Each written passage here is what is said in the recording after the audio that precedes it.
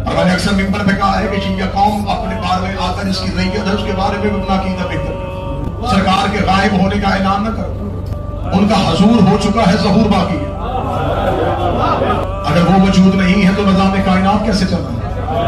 अमीरुल मोमिनीन ने नहजुल बलागा में इसकी बड़ी खूबसूरत अपने खुतबे में मिसाल दी। अली फरमाते हैं इमाम की मिसाल बिल्कुल ऐसे ही कायनात में है जैसे चक्की के दो पार्ट के दरमियान कील की होती है।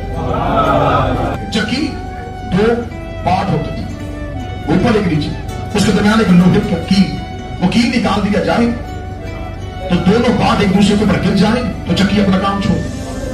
क्या खूबसूरत जुमला कहा मेरे मौला ने।